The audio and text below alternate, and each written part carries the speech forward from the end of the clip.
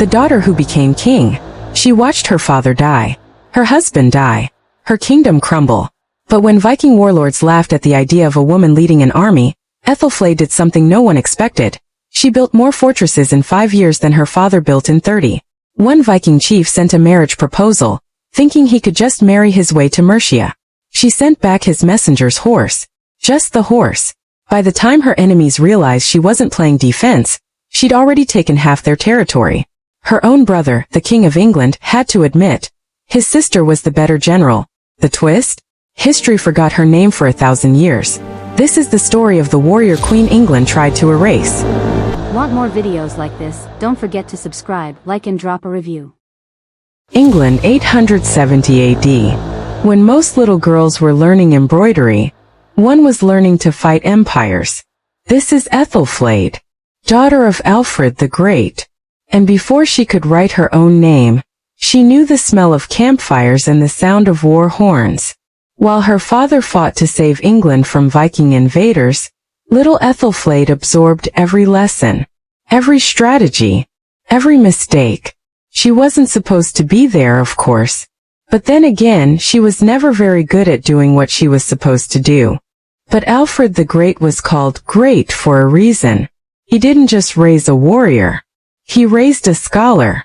While other nobles could barely write their names, Æthelflæd devoured every text on warfare, strategy, and statecraft. In 3 languages. The Romans, the Greeks, the Franks. She studied them all. But most importantly, she studied the Vikings. Her father saw something in her. Something England would desperately need. And so at 16, Æthelflæd's real education began.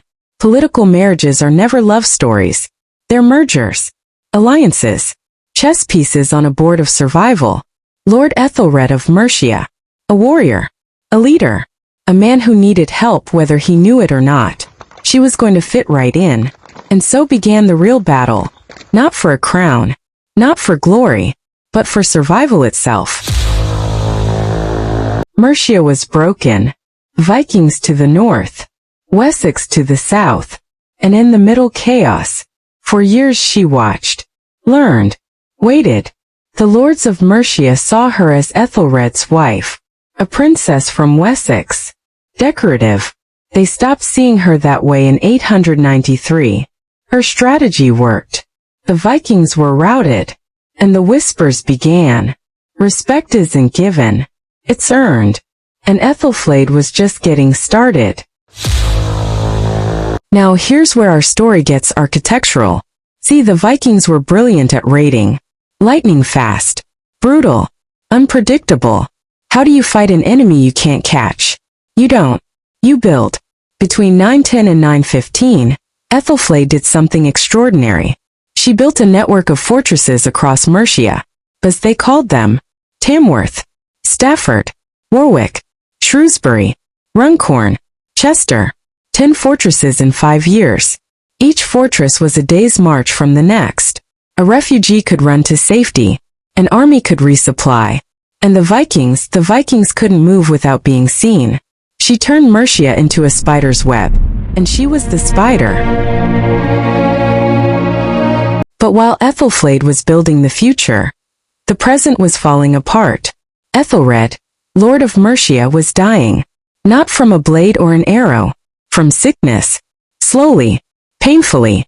For years she'd been his partner, his strategist, his strength. Now she was simply his. Power, you see, is like water. It flows to where it's needed. And Mercia needed Æthelflæd. And then came the moment, the question that would change everything. No woman had ever ruled an English kingdom. Not officially. Not alone. The lords could choose someone else. Someone male. Someone traditional. They chose her. Not queen. The Mercians were proud they wouldn't have a queen. But lady. Merkna Hladich. The lady of the Mercians. And the real work began. For 7 years Æthelflæd waged war. Not for conquest. For liberation. Derby. 917. A Viking stronghold for decades. Leicester. 918 freed. One by one the Viking holds fell.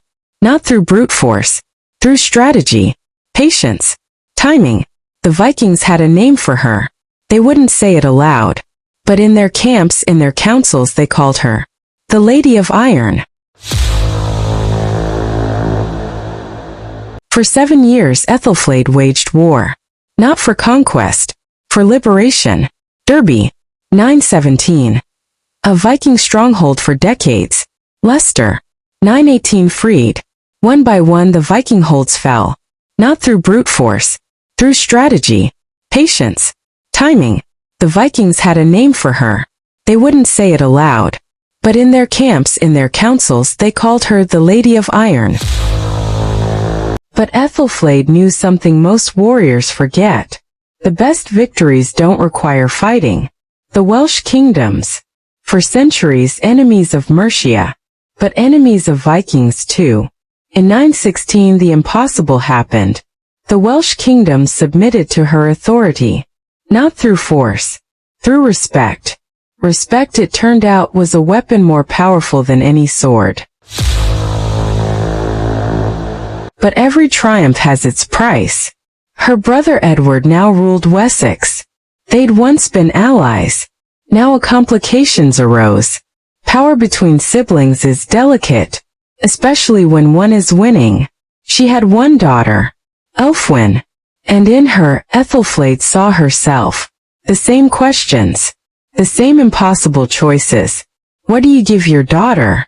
Safety, or the tools to fight? 918 summer. Æthelflæd stood on the brink of ultimate victory. York, the last great Viking stronghold. Control York, control the north. Control the north, control England. York's leaders saw her coming.